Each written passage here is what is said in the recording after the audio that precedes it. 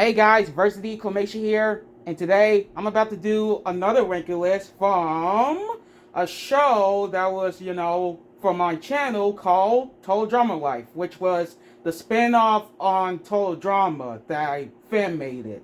Now, I'm about to do some reviews on, some of my series things from, my latest projects from last year. So yeah, those spin-off things. And it's not really based on to relate to Total Drama Paper Cartoon, however. Well, kind of, but I'm not sure. So, I'll be only doing it in Summer Camp of the Castaways, The World Meets the Iron Giant, and the one I was talking about, Total Drama Life. Because Sora and Neku and PBS Kids into the PBS verse are about to get season 2, so I'll just not count them since, when I was gonna talk to them. So yeah, let's just start with Total Drama Life. I'm gonna do a ranking list on every episode. There are only 13 of them, so let's get started.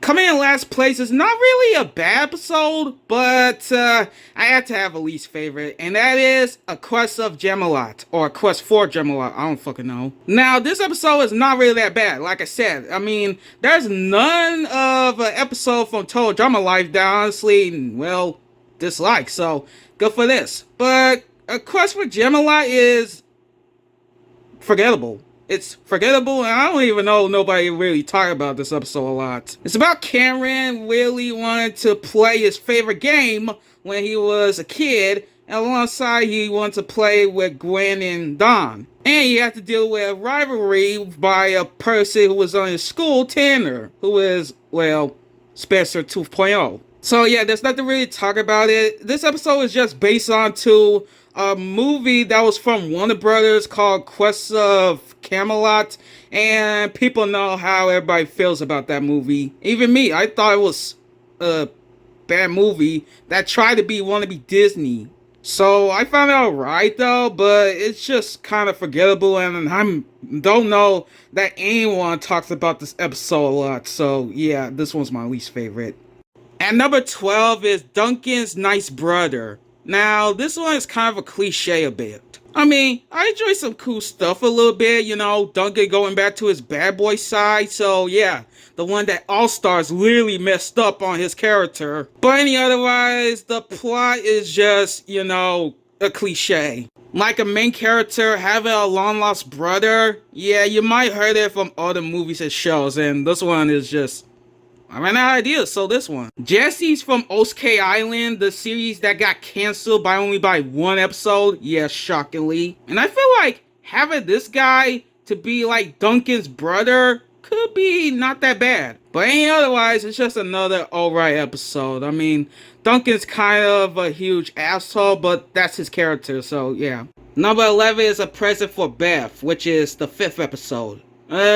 This one is really not really, started to this main character, Beth, or any other characters that were from, the main series. No, this one's based on to a character who only has, like, one screen time in the ending from action. Beth's boyfriend, Brady. So the fact having a minor character get more screen time is a shock. So yeah, I feel like having his character to get the role is kind of surprising, and Beth having a background. So yeah, I'll say this episode was decent enough, but not really working enough for, a main Total Drama character. So yeah, this one is just what they do.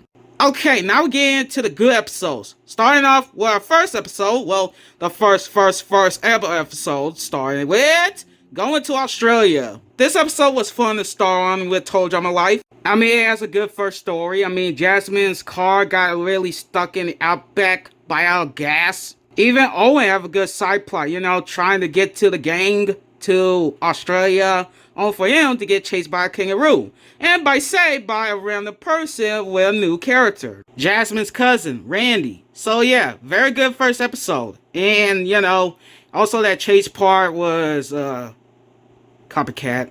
Number 9 is the 3rd episode, Girl Boss Battle. which features Priya and Axel starting into a girl battle war to tell who was better and who was not. This episode was a comeback battle good. It gives Axel a character without Ripper. And yeah, I found it kind of funny with the battle between the girls and the racist stuff. It's just excellent. But I know another girl episode that was also better, and that was the 11th episode, Girls Night Out, which is, yeah, like I said.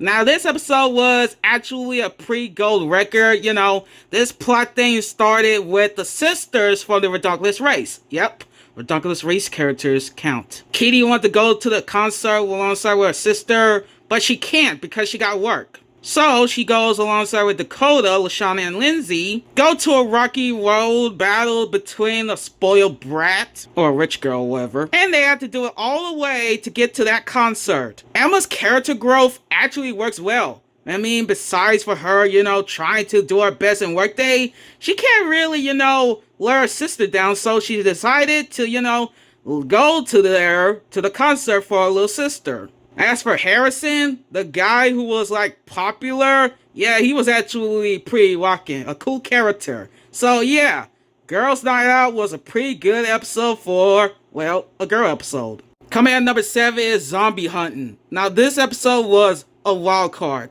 based on two people who has a strength of skills on trees and skills and weapons and fighting, which are Sean and Izzy. These two work well as a duo. Their bonding friendship was actually worthful, and they're quite enjoyable. Now, for Sean's cousin, which I forgot his name, but it's a good that I forgot his name because he suck. He's just messing with his cousin Sean a lot, and it's just not funny. But still, this episode was actually a bit fun. You know, Sean get to do his own thing with the zombie, and his bonding with Izzy was just the best part. So yeah, this episode deserved to be this high. Coming in number 6 is the 9th episode, Chill Your Anger. Now this episode works well for other characters who got out so early and then return. It's about Dawn really trying to, you know, chill Eva's anger because she has a bad temper, like all the time. So it was a good start off with two people trying to find a way to their purpose. And Dawn and Eva actually work well with each other. You know,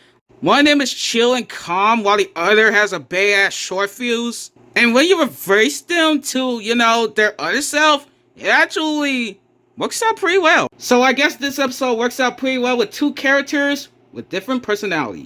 Now we move on to the top 5, starting with number 5, which is the 2nd episode, Devin and Carrie's Love Story. This episode was a good relationship story with two characters who has a level crush into a person who also have a level crush until they realize that, and it works out pretty well. Now you might know in the Redonkulous race, you should know that Devin and Carrie are my favorite total drama team. Well, the Redonkulous race team, so yeah. The fact they get their own episode, just like the sisters, makes sense. I like the fact how they tell how Carrie met Devin, and I like the fact how Carrie has a crush on Devin when there was 4. And yes, Devin peed on her toilet pool, so yeah, that's how it happens. They later became best friends in the Redonkulous race. And yeah, it's true, and I'm not lying a bit about this one, but yeah, Devin and Carrie actually have a baby. Yeah, they were married though, and they have a baby. So, surprise! The baby was cute though, so yeah, he was cute. Also, the other side plot with Super Jake. Yeah, he was actually a very good, amazing character, you know, saving Derry and Carrie's baby, and he was actually, you know, worthful for a superhero. So yeah, I actually like this episode. Future Win, my favorite Redonkulous race team. Okay, we got a few story plots for every character from the Redonkulous race. We got the sisters, we got the best friends, and now it's time to do the reality TV pros. Let's start off with number 4, Noah and Owen TV Pros Adventure. This story is working out pretty good with a very odd duo going to a true adventure to Mexico to get some quesadillas. Well, mostly Owen. Noah just only came here so that way he just wants his best friend to not get in trouble. This episode was pretty fun. It was actually amazing with Noah and Owen going to a huge adventure to go to Mexico. And they faced off a lot of things with that cowgirl. the train, and even a random person that they don't know, it's actually worked out so good. You actually want these two to seize their moment to go to Mexico. And the fact that the reality TV pros get their own episode makes sense. So yeah, I actually like an episode that features Noah and Owen, and you got one. We head on to the top 10, featuring the 10th episode at number 3, A Dance for Dave. Yep, an episode that features an unlikable character, Dave.